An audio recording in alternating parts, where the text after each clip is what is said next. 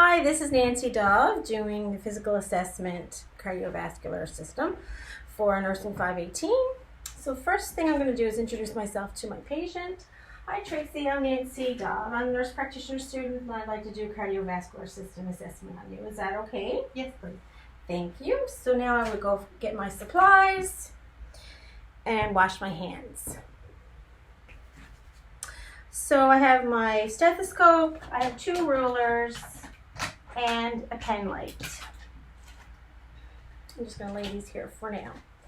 So the first thing I'm going to do is have an inspection of my patient, see if there's any facial grimacing, holding any part of her body that might indicate pain or discomfort, whether she's having any trouble breathing, whether there's incaving of the chest wall or not. Make sure everything is symmetrical and everything looks okay here. So I'm going to start with her upper extremity. First I'm going to inspect the skin for any dryness. I'm going to inspect all areas. So any dryness, any ulcerations or rash, any abnormalities in vasculature, any prominent veins, and she looks well hydrated. And I'm going to touch for suppleness and moisture. I'm going to feel with the back of my hand for excessive heat or coldness. And then I'm going to test for capillary refill. Usually we would have the nail bed visible. So I'm going to press here for a few seconds, count to 5. Then I'm going to let go, and should be capillary refill evident at the nail bed within 5 seconds, and hers is within 2 seconds. So now I'm going to palpate for a radial pulse, and that is right at the lateral aspect of the wrist, anterior wrist, and we rate these on a scale of 0 to 3. 0 is no pulse, 1 is barely palpable, 1 plus that is, 2 plus would be brisk or normal, and 3 plus would be bounding, and hers is a 2 plus. So now I'm going to go to the right brachial, which is medial to the antecubital space, and we have a 2 here as well. And I'm also going to look at or feel her epitrochlear lymph nodes. Nothing should be palpable here. If it was, we would look at the area that it drains, which in this case would be her forearm area. I'm also going to feel for her axillary nodes, for any enlargements, and I don't feel any enlargements. If I did, I would note the position, whether it was movable or not, the size, and the shape, as well as if there's any tenderness or anything involved in that area. So I have I'm not sure if I mentioned this, but I have the head of the bed elevated at 30 degrees for this assessment, and I'm approaching the patient on her right side. So next I would look at the lower extremity, the leg here, and again I would look at the skin, and again I would do both sides and compare symmetry. So right now her legs are symmetrical, her skin is not dry, it's not scaly, vasculature looks fine, some prominent veins, she's well hydrated, and I'm going to look at every aspect here, even between the toes, and at the lower extremities especially. I'm going to be looking for any ulcers that are not healing at her inner and outer ankle.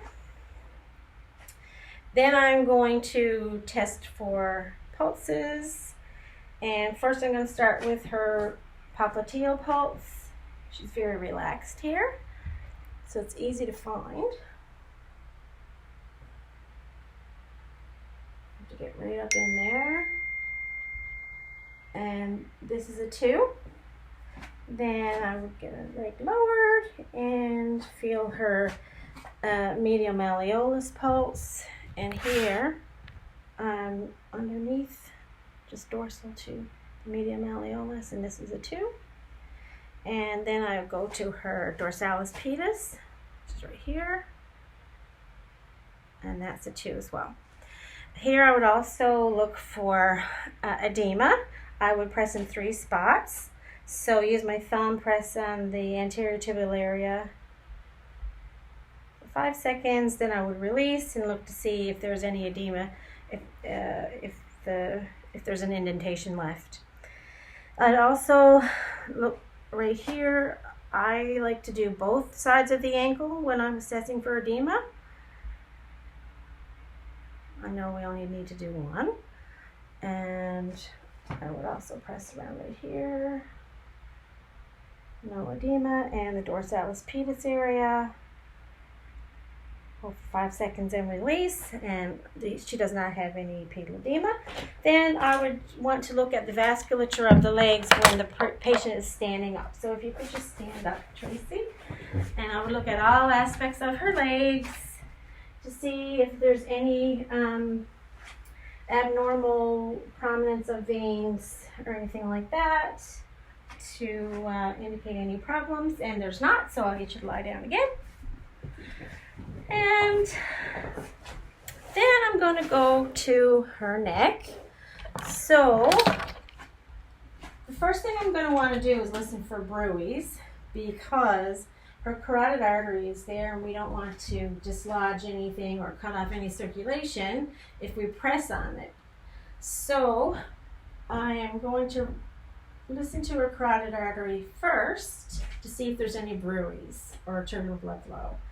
So I would expect it to be just lateral to the trachea, which I would also assess to see if it's at midline and there's no tugging that would indicate any respiratory or cardiovascular problems. So I'm going to lightly touch right here, listen for bruits, and I don't hear any bruits. I'm going to listen with the bell for bruits. There's none here either. So the bell would let you listen, let you hear lower frequency sounds. So now I can palpate the artery here. So I'm going to check jugular venous pressure, and I'm going to look for the internal jugular.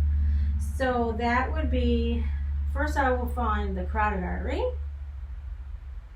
which is just medial here. And there it is. That's a nice strong pulse. And I would make sure that I am not going to be looking at, can I get you to tilt your head that way just a little bit? Thank you. I'm going to use my light. When I turn on the light here, it ruins the picture, so that's why it's a little dim in here. So I'm going to look at for the external jugular. So pressing on the external jugular does like kind of stop blood flow here. And I can see that I see the external jugular here. So now I'm going to go internal, and I'm going to get you, I'm just going to make sure this is the external jugular. I'm just going to get you to bear down, Tracy, as if you're having a bowel movement. And that shows that this is the external jugular because it opens up a bit. Excuse me. I could also press underneath the abdomen and get hepatic blood flow back up here, and then you can see that the external jugular is more visible. And so now I'm going to go for the internal, look for the internal jugular wave, which should be like a wave pulsation.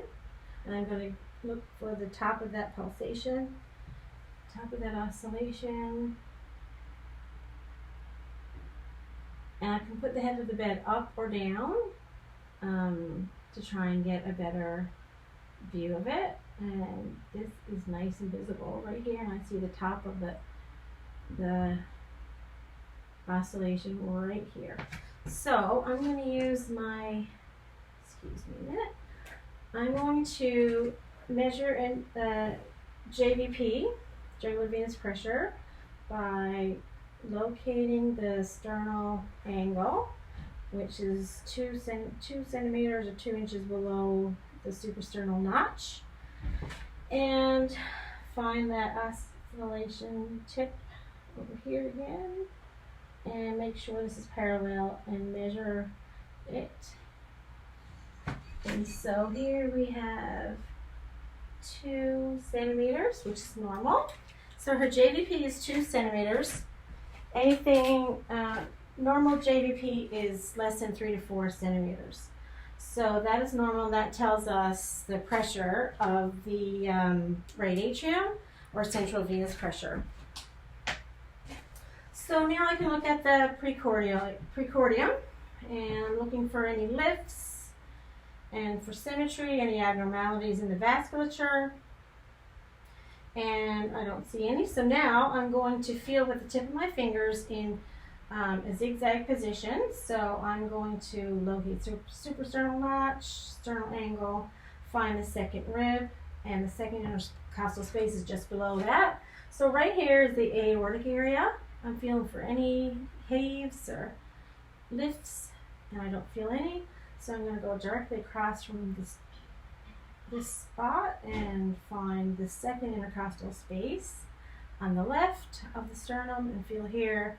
And this is the pulmonic area, and I don't feel any heaves. I'm going to find the third intercostal space, or Erb's point, right here. And this is where you can feel for tricuspid heaves. Don't feel any. So now I'm going to feel at the fourth intercostal space, as well as the fifth. And I'm not feeling anything. Now I'm going to go to the apex of the heart, which is at mid-clavicular line, at the fifth intercostal space. So we're going to find that again. 1, 2, 3, 4. 2, 3, 4, and 5. I'm going to come up from underneath. 2, 3, 4, and 5. Okay, I'm going to go to the mid-clavicular line, and I'm going to feel for any heaves here, and I don't feel any. I'm going to feel with the heel of my hand in all those places, and that's now I'm feeling for thrills or turbulent blood flow, and not feeling anything here. I'll go through all these same spaces.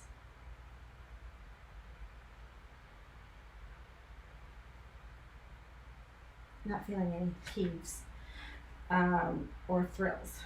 So now I can auscultate. No, first I'm going to find the point of maximum intensity, and it's usually at the apex of the heart, which again is at the fifth intercostal space.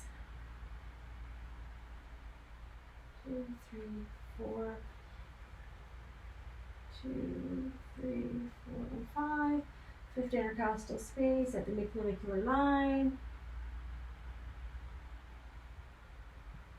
The point of maximum intensity is just lateral to the mid-clavicular line. It's fifth intercostal space, and it's about 1.5 centimeters diameter, and no excessive heaves or any abnormalities.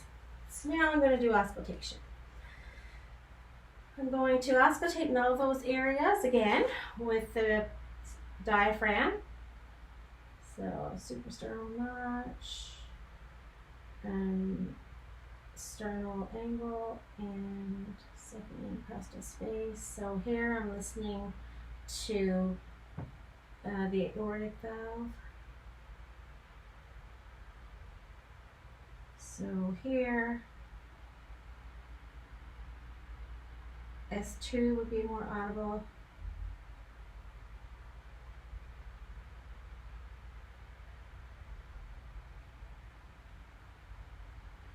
Sorry, S1 is more audible. And I'm going to go across to the second intercostal space here, and that's the pulmonic area.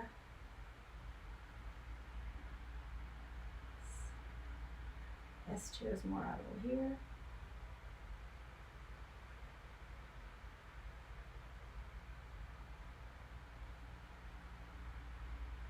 And now I'm going to go down to the third or this point at S2 and S1 should be about the same. And they are. I'm going to go down to the fourth intercostal space here.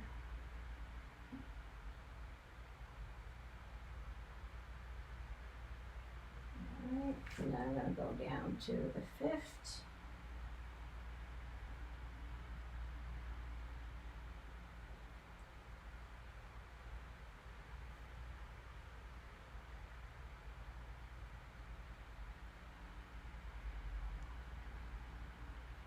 And S1 is more audible.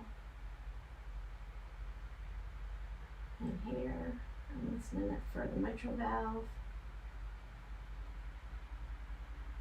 I don't hear any stenosis or anything or turbulent blood flow. I don't hear an S3 or S4 in any of these places,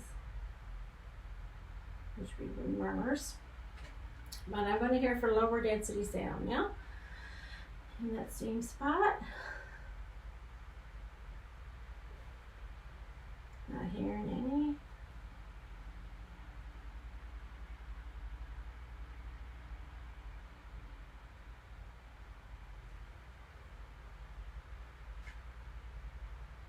Okay.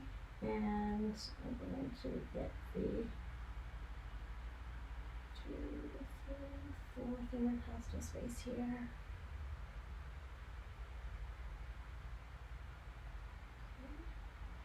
And third, where S1 and S2 are equal, listen to the tricuspid area. No abnormal sounds. And I'm at the second left intercostal space, the aortic sort of pulmonary area.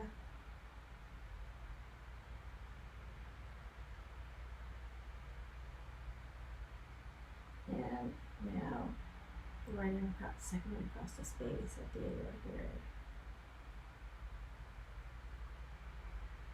So I'm not hearing any S3 or S4. However, if I want to hear the mitral valve over here a bit better, I would ask the patient, I would get in the right position. Make sure I'm at the 5th intercostal space at the mid-clavicular line. There we go.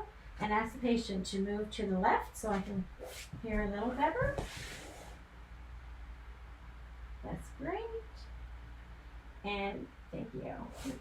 And so I'm going to get the patient to sit up right now and listen for mitral stenosis or any abnormal sounds. Sorry, I'm just going to landmark again.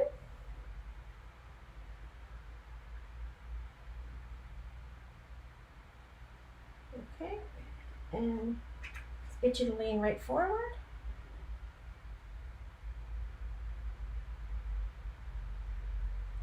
And I get a louder sound here. Okay, that's it. Thank you.